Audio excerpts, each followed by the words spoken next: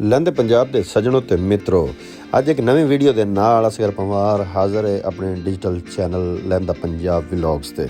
ਸੱਜਣੋ ਤੇ ਮਿੱਤਰੋ, ਕੱਲ ਅਸੀਂ ਤੁਹਾਨੂੰ ਇੱਕ ਵੀਡੀਓ ਵਿਖਾਈ ਸੀ ਜਿੰਦੇ ਵਿੱਚ ਅਸੀਂ ਸਾਗ ਤੋੜ ਰਹੇ ਹਾਂ ਤੇ ਸਾਗ ਦੀ ਮੁਕੰਮਲ ਹਿਸਟਰੀ ਵੀ ਤੁਹਾਨੂੰ ਦੱਸੀ ਸੀ ਤੇ ਅੱਜ ਅਸੀਂ ਸਾਗ ਦੀ ਮੁਕੰਮਲ ਤਿਆਰੀ ਤੁਹਾਨੂੰ ਵਿਖਾਵਾਂਗੇ। ਉਸ ਦੇ ਵਿੱਚ ਕੀ ਚੀਜ਼ਾਂ ਅਸੀਂ ਪਾਈਆਂ ਨੇ ਉਹ ਵੀ ਤੁਹਾਨੂੰ ਵਿਖਾਵਾਂਗੇ ਤੇ ਸਾਡੀ ਵੀਡੀਓ ਐਂਡ ਤੱਕ ਵੇਖਣਾ, ਹਰ ਚੀਜ਼ ਨੂੰ ਤਵੱਜੋ ਨਾਲ ਵੇਖਣਾ। ਇਨਸ਼ਾਅੱਲਾ ਵੀਡੀਓ ਮਜ਼ੇਦਾਰ ਹੋਏਗੀ। ਸਭ ਤੋਂ ਪਹਿਲੇ ਅਸੀਂ ਵੱਡਾ ਸਾਰਾ ਕੱਪੜਾ ਵਿਛਾਇਆ ਆਪਣੇ ਸੇਨ ਦੇ ਵਿੱਚ ਤੇ ਮਸ਼ੀਨ ਜਿਹੜੀ ਸਾਗ ਕੱਟਣ ਵਾਲੀ ਉਹ ਲੈ ਕੇ ਆਏ। ਜਿਹੜੀਆਂ ਸਾਫ਼ ਗੰਦਲਾਂ ਸਨ ਉਹ ਇੱਕ ਸਾਈਡ ਤੇ ਕੀਤੀਆਂ ਤਾਂ ਕਿ ਕੋਈ ਘਾਸ ਫੂਸ ਬਾਕੀ ਕੋਈ ਚੀਜ਼ ਉਹਦੇ ਵਿੱਚ ਸ਼ਾਮਲ ਨਾ ਹੋਵੇ।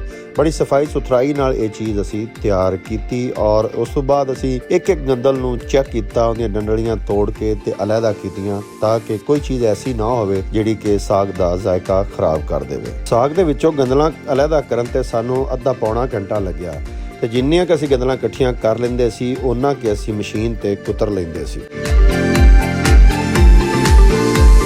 ਲਹਿੰਦੇ ਤੇ ਚੜ੍ਹਦੇ ਪੰਜਾਬ ਦੇ ਸੱਜਣੋ ਤੇ ਮਿੱਤਰੋ, ਸੱਚ ਪੁੱਛੋ ਤਾਂ ਸਭ ਤੋਂ ਪਹਿਲੇ ਸਾਨੂੰ ਮਸ਼ੀਨ ਚਲਾਉਣ ਦਾ ਵੱਲ ਵੀ ਨਹੀਂ ਆਂਦਾ ਸੀ। ਜਿੰਨੀ ਦੇਰ ਵਿੱਚ ਸਾਨੂੰ ਮਸ਼ੀਨ ਤੇ ਸਾਗ ਕੱਟਣ ਦਾ ਵੱਲ ਆਇਆ ਉਨੀ ਦੇਰ ਨੂੰ ਸਾਗ ਹੀ ਪਿੱਛੋਂ ਮੁੱਕ ਗਿਆ। ਸਾਗ ਦੀ ਇਸ ਕਟਾਈ ਦੇ ਪੂਰੇ ਪ੍ਰੋਸੈਸ ਦੇ ਵਿੱਚ ਮੇਰੇ ਬੱਚਿਆਂ ਨੇ ਵੀ ਮੇਰਾ ਸਾਥ ਦਿੱਤਾ। ਬਿਲ ਆਖਿਰ ਅਸੀਂ ਸਾਗ ਦੀ ਕਟਾਈ ਮੁਕੰਮਲ ਕਰ ਲਈ ਕਾਫੀ ਮੁਸ਼ੱਕਤ ਤੋਂ ਬਾਅਦ। ਸਾਗ ਇੰਨਾ ਜ਼ਿਆਦਾ ਸੀ ਕਿ ਅਸੀਂ ਕਟਾਈ ਕਰਦਿਆਂ ਹੋਇਆਂ 3 ਵਾਰੀ ਇਹ ਪਰਾਤਾਂ ਭਰੀਆਂ ਔਰ ਫਿਰ ਉਸ ਤੋਂ ਬਾਅਦ ਇਹ ਜਿਹੜੀ ਪਲਾਸਟਿਕ ਦੀ ਟੋਕਰੀ ਇਹ ਵੀ ਮੁਕੰਮਲ ਅਸੀਂ ਭਰ ਲਈ।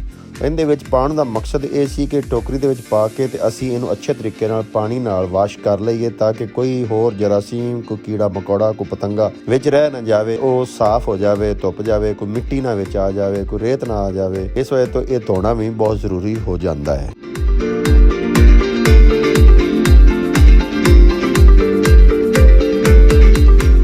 ਜਣੋ ਤੇ ਮਿੱਤਰੋ, ਉਸ ਤੋਂ ਬਾਅਦ ਅਸੀਂ ਵੱਡਾ ਸਾਰਾ ਚੁੱਲ੍ਹਾ ਲਿਆ ਤੇ ਵੱਡਾ ਸਾਰਾ ਦੇਗੜਾ ਲਿਆ। ਇਹਦੇ ਵਿੱਚ ਅਸੀਂ ਪਾਣੀ ਪਾ ਕੇ ਤੇ ਇਹਨੂੰ ਉਬਾਲਣਾ ਸ਼ੁਰੂ ਕਰ ਲਿਆ। ਇਸ ਦੇ ਵਿੱਚ ਬਾਕੀ ਲਵਾਜ਼ਮਾਤ, ਪਾਲਕ, ਮੇਥੀ, ਹਰ ਚੀਜ਼ ਪਾ ਕੇ ਤੇ ਫਿਰ ਉਸ ਤੋਂ ਬਾਅਦ ਜਦੋਂ ਇਹ ਪੱਕ ਗਿਆ ਤੇ ਅਸੀਂ ਮਧੀਏ ਨਾਲ ਇਹਨੂੰ ਮਧ ਲਿਆ। ਸਾਗ ਦਾ ਟੇਸਟ ਜ਼ਬਰਦਸਤ ਬਣਾਉਣ ਵਾਸਤੇ ਵਿੱਚ ਅਸੀਂ ਬੇਸਣ ਦਾ ਆਟਾ ਤੇ ਮਕਈ ਦਾ ਆਟਾ ਵੀ ਥੋੜਾ ਜਿਹਾ ਸ਼ਾਮਲ ਕੀਤਾ ਤਾਂ ਕਿ ਇਹਦਾ ਜ਼ਾਇਕਾ ਬਿਹਤਰੀਨ ਹੋ ਜਾਵੇ। ਲਓ ਜੀ ਸੱਜਣੋ ਤੇ ਮਿੱਤਰੋ, ਸਾਗ ਬਿਲਕੁਲ ਪੱਕ ਕੇ ਤਿਆਰ ਹੋ ਗਿਆ ਹੈ ਤੇ ਦੇਸੀ ਘੀ ਦਾ ਤੜਕਾ ਵੀ ਲੱਗ ਚੁੱਕਿਆ ਹੈ। ਲਓ ਜੀ, ਖਾਣ ਵਾਸਤੇ ਸਾਗ ਬਿਲਕੁਲ ਤਿਆਰ ਹੋ ਚੁੱਕਿਆ ਹੈ।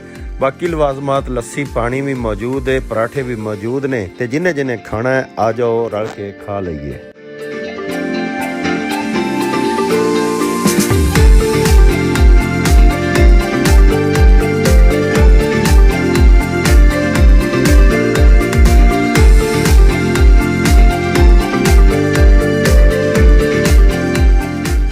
बिस्मिल्लाहिर्रहमानिर्रहीम। हाँ जी, टेस्ट बहुत ज़बरदस्त, माशाल्लाह।